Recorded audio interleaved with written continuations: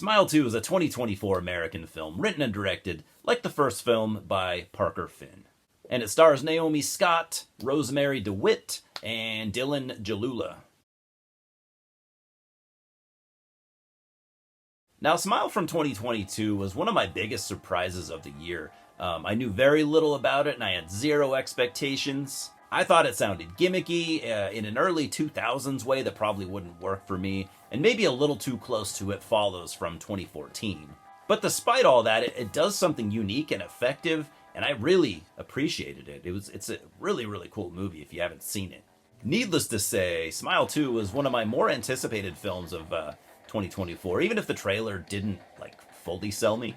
And the trailer, in retrospect, actually did a pretty good job of making it look bigger and bolder and trying to outdo the first film. And really, I think that's exactly what this movie does. So it starts out right where the first film left off, literally. So you see Kyle Gallner trying to pawn off the Smile Demon on some drug dealers who got off on murder charges. His plan makes sense, but it doesn't go as planned. I'll just leave it there. But it's a great scene, it's action-packed and intense, and it's always good to see Kyle Gallner, right? Then you meet our lead, pop star Sky Riley, played by Naomi Scott, who is getting ready for a comeback tour after recovering from substance abuse and a car accident that killed her actor boyfriend. I knew going in that our main character would be a pop star, and that obviously a more grandiose storyline would likely follow. And I had some pretty serious mixed feelings because I'm not really into pop music.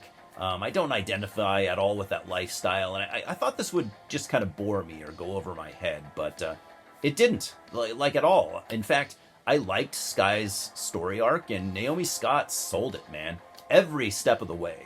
This is her film, after all, and she kills it, and I love that she did. I really liked Sosie Bacon from the first film, but I think I prefer Naomi Scott's performance to hers. And despite Smile 2 being very well received by, just about everyone, most people, I should say, I've seen a few people complaining about it. My only complaint would be the over 2-hour runtime. That said, I wouldn't change a lot, maybe shave off 10 minutes. But even at this length, I think it's paced more than well enough. Some complaints also seem to be aimed at a lot of the plot, especially the third act, like how it leaves more questions than answers in some people's opinions. Too many scenes where it's hard to tell if something's actually happening or if it's the demon doing it. I don't know, man. I didn't really have those problems. Sure, some of the third act is a bit over the top, but I think it's clear that Parker Finn, he didn't want to repeat himself, wanted to do something different, something new, and he did. And I really think that he succeeds. I can't wait to see what this guy does next, by the way. And he's on my ever-growing list of directors to keep a close eye on. After mulling it over for a while, for, the last couple days, almost a week, I think I prefer this to the first Smile film, and that's kind of saying a lot. It's gorier, way gorier, I think, has more kills, and a few of them are some of the better kills I've seen this year. I don't think it's quite as eerie, creepy, as the first film, but that's fine. The cinematography and editing were also stepped up, in my opinion, from what I can tell, and again, Naomi Scott was fantastic.